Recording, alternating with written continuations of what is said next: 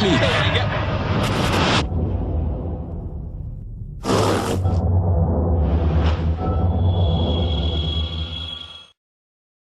Assalamu alaikum rahmatullahi wa barakatuh. This is Roadside to Islam. Aki, can you introduce yourself, please? Assalamu alaikum rahmatullahi wa barakatuh. I go by the name of Masikah, AKA Masikah. Aki, how long you been Muslim for? Been Muslim for about coming on 5-6 years, alhamdulillah. Aki, can you tell us a little bit about your life, how it was before you started practicing Islam? Before Islam, I didn't know nothing about the deen. All I knew about was my environment. I lived in a neighborhood. I grew up in Chalkhill Estate. You know, as every estate is, there's always man that's around there selling drugs, you know what I'm saying, man driving around in big cars, you know what I mean, just fights going on, man getting stabbed, man getting shot. All these kind of things that happen in every neighborhood. This is the kind of neighborhood that I grew up. So as a youngin', all I knew is what I saw, you know what I'm saying? And as well as man had opportunities and whatnot, school and, you know what I mean, little play schemes here and there. When I'm looking around, I see man getting it in, and I'm a young buck, 17, you know what I mean? I want to get it in too, you know what I mean? I want to make some of that money as well. I want to roll in what I see man rolling in. So I don't really want to be in school or be in college or whatever. But I had to use my environment to benefit me. And as a youth man, when I was younger, I had my own place early. So I had to survive pretty much by myself. I didn't have mummy and daddy there putting food on my plate, on my table, putting clothes on my back and whatnot. Bills had to be paid, you know what I'm saying? When the electric's done, the electric's done. You know what I mean? No money on the key. So you have to go out there and get money and put electric in your house, put food in your yard. So most man, I mean, everybody come from a different backgrounds when it comes to this road thing. And me, I would say that I weren't really on the hype.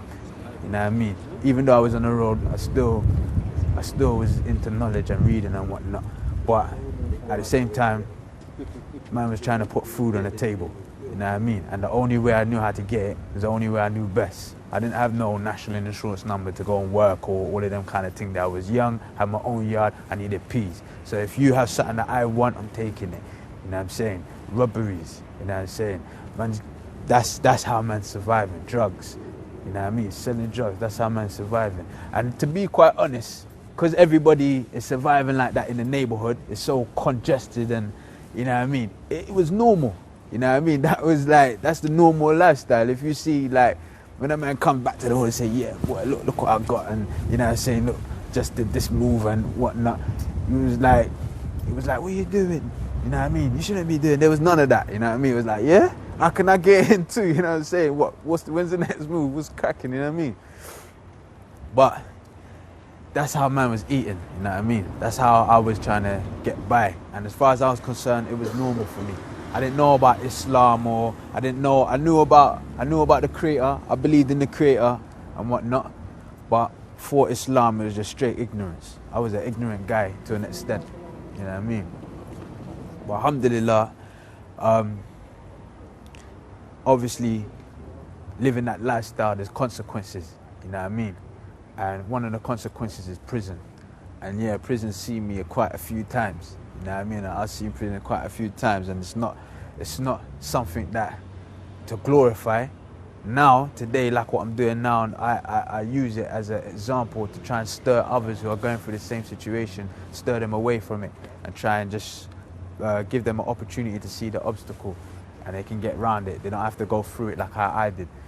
So I just try to use my lifestyle as a way to benefit other people. So prison was another thing, you know what I mean? And I mean, a lot of people ain't built for prison, you know what I mean? A lot of people, they crack. Man, rip their sheets, tie it up, find somewhere to hang it, and that's it. Jump off the bunk bed and khalas, finish, you know what I mean? Because they can't handle it. You know what I mean? The time's too much, the confinement, you know what I mean? You're locked up for like 23 hours, you know what I mean? And you're only allowed out for 1 hour. And it's not every day you're allowed out for an hour, you know what I mean?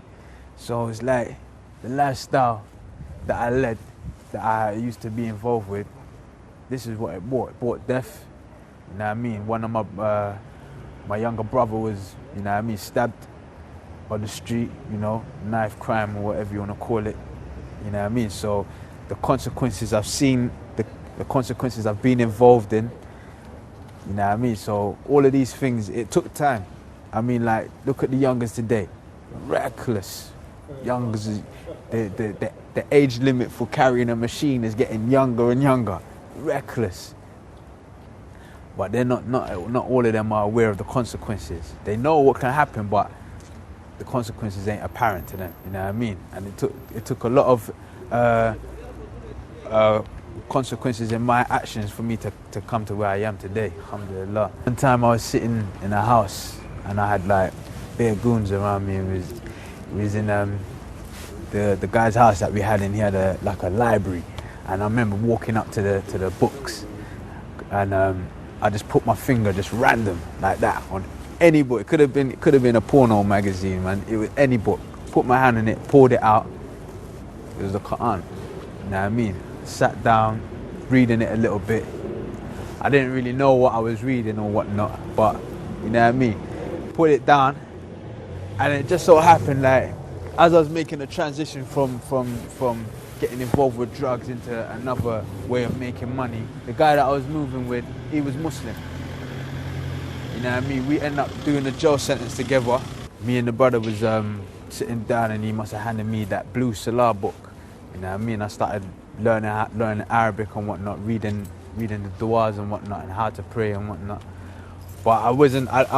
Now, before that, I was reading the Quran, and then like I was reading about the stuff that I used to do that I thought was normal. The stuff that I thought was normal was what Allah was telling me that's going to lead me to destruction. You know what I mean? And to the hellfire and the eternal flames and such and so forth. And I just put the Quran and I said, this ain't for me, man. You know what I mean? Then afterwards, obviously spending a lot of time in prison, you got a lot of time to read and whatnot. I started reading back up again. You know what I mean? A couple of people that I knew that was on the outside was coming to the deen as well. So I started looking back into it again. I took my shahada in prison, and alhamdulillah, it was one of the best moves that I made. I still had more research to do, you know what I mean? I still had to find out if this was like absolute truth, you know what I mean? I had people around me saying, just do it, you know what I mean? Just take the shahada and whatnot. When I came out, I started looking for loopholes, trying to find out if there's some kind of deviation or some kind of, you know what I mean?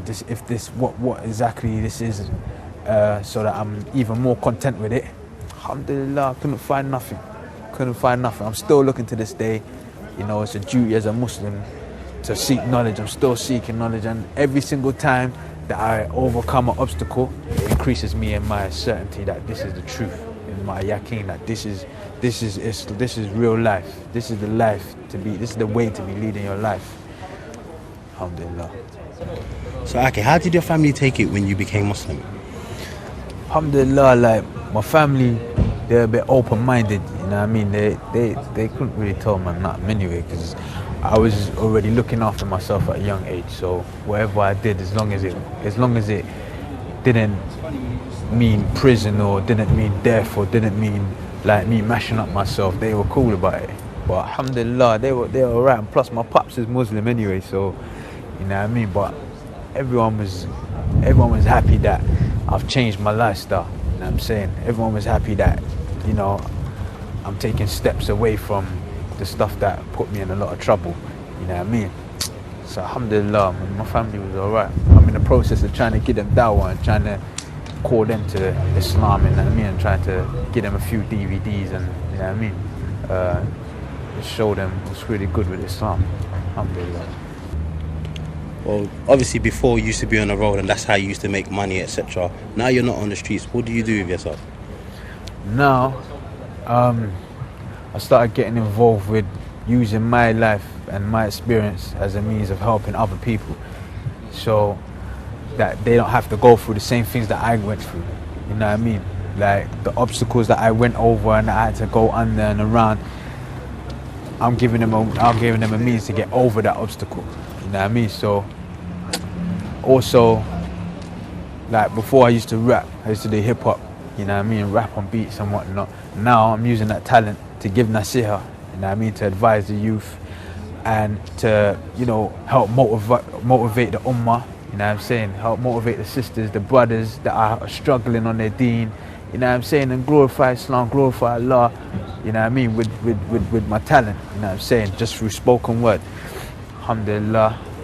I've been through gone to prisons, you know what I'm saying? Sat down with the youth in the prisons, speak with them, you know what I'm saying? Get them ready and prepared for what they're gonna face when they're released. You know what I'm saying? What to expect, how to use their time, so that when they're in the pen, they don't feel like a caged animal. You know what I'm saying? They don't feel confined as such. They feel like they're there to reform themselves. You know what I'm saying? They're there to help build themselves, so that when they're released, you know, they feel like they're prepared. They've got the necessary tools to be prepared for when they step out. You know what I mean? I also work with my colleague on Roadside to Islam, and we do practically the same thing. You know, we bring to the people what they don't usually get from the streets to the screen, so that you can see for yourself, you know what I mean, where the youth are taking shahada, you know what I'm saying, where the youth are doing all types of madness, and this is where the help is needed. You know what I mean? It's not necessarily just in the masjid, like Roadside to Islam. That's what we're dealing with. Also, you know, I got my own projects. Like I put out a project like 2 years ago. I put out a project, Iconoclast. This year I'm looking to put out a next project called Council of Nasiha, where it's going to have various artists on there, and we're just going to deal with exactly what it said, Council of Nasiha, dealing with different issues to do with the youth, to do with us as Muslims, to strengthen us already Muslims who are strong but still need that little motivation. You know what I mean? So there's a few projects that I've got going on and that I'm working with, and inshallah Allah will accept it from me as a ajr, you know what I mean? Inshallah. So, Aki, what advice have you got to Muslims and non-Muslims regarding Islam? You know, first of all, for the Muslims, seeing the lifestyle that we're coming from and being attracted to that lifestyle, my question is to you, which is a nasiya as well, is that, are you built for this? Are you built for the road? Do you know what this road life entails? Are you ready for man to kick off your door, run up in your yard with a machine and put it towards your girlfriend, your mum, or your dad, or one of your loved ones, telling you to go and get what it is that he wants, that you're involved with? Are you ready for that? Think about it. You see on the TV, man's got Gucci shoes, nice glasses, nice coupe, money turning over, and you think, yeah, I want that. But are you thinking of the consequences? You're not. You're just going to get involved with this thing, and then the consequences are going to stare you in your face, and you ain't going to know what to do. You're not built for it. You're not built for prison. Do you know what prison is? When there's no TV, when you can't come out of the freaking cell, when you got man that's looking down on you, and he's holding the keys to your freedom. Do you understand what this is? When you have to share a cell with a man who can't even keep up with his hygiene. You're not ready for this. You're not built for it. And when we see you, we laugh at you. Because you're going to where we came from, and we're heading to where you've left. Are you ready? Are you ready for man to have you out standing in front of your cash machine, drawing your money with a strap in your back, and you can't do nothing for it? You want to get involved with a gang? Fair enough. Man can't tell you what to do. I can't tell you what to do. Are you ready to ride with your gang though? Are you ready to go to another man's area and poke up some youth, and the youth's dead, and you can't even remember why you did it in the first place? Don't get it twisted when you listen to these rap tunes.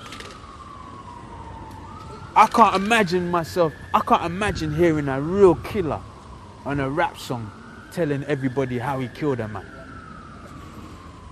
So more than half of these people are not telling the truth. Have you ever thought about taking a man's life? You really gonna burst your strap on somebody? And have you ever thought about trying to go? If you ever know a man that's taken a man's life, ask him how much sleep he gets. Because you ain't gonna get no sleep. You're probably gonna forget about what the beef was in the first place. This is my advice to you, man. You lot coming up, seeing man, and you lot want to come and put your trousers below your waist and start bopping, wearing fake silver chains, fake gold chains or whatnot, and trying to get involved with man, or trying to linger around man for him to break you off something so you can put in work on the street yourself. You ain't built for it. Especially if your upbringing was Islam. Your parents taught you Islam. And the girls, the Muslim girls that are leaving their deen and they're coming on the road, you want to be like these girls. Before we was Muslims, we mashed these girls and throw them away like it's nothing. Is this what you want to be like? We don't respect you. If this is what it is, we don't respect you. You're gonna go to a place and be like the people who are not clean. Every man knows this girl. Every man's been through this girl. And you want to be like that. You want to undress yourself and just wear a head wrap and start throwing your body around like one of these girls. Khalas, do your thing, innit? But know that these men, yeah, they don't look at you as a pearl of Islam, as if paradise is below your feet. All you are to them is just another thing. It's just another something to mash. That's it. Is that what you want for yourself? Wait until you're ready to get married. Peak. When you're ready to get married, then you start thinking about all the guys that you've been with. And you got a nice brother and he wants to know what's cracking with you. Yeah, there's going to be a lot of things cracking because you've been around. No one don't want to marry you no more. You know what I'm saying? You're going to find it hard. May Allah make it easy for you. For the non-Muslims, it's only a matter of time. My advice to you, especially the ones that know me and that, is before you die, even though you don't know when you're going to die, just take a time out to look into Islam instead of hearing what other people are saying. Find out what Islam is for yourself. Try and fill that void in your heart, that space in your heart that is just never seems to disappear, no matter how much guap you get, no matter how much things that you have or that you've attained. The gap can't fill up. Just take the time to look into Islam, you know what I'm saying? The man them that are not Muslim and they're in jail, you got time. Grab the Quran, grab something that is relative to Islam, proper Islam. Look into it and see what's going on. To my brothers who are practicing, my advice, and this is not just advice for you, this is advice for me as well, is Aki, man's got to keeping on, you know what I'm saying? Until we die, it's a never-ending struggle. You know what I'm saying? I have my own fitness as well. As you know, I do this music thing. I used to do this music thing hard. And I had opportunities to rap with people that I used to look up to with this music thing. I stopped doing it. But who says it's easy to stop, to maintain it like that? It's not easy. I'm still struggling with my fitness and I'm imploring you, man, to do the same thing too. And if you need brothers around you or need brothers, it's not a pride thing.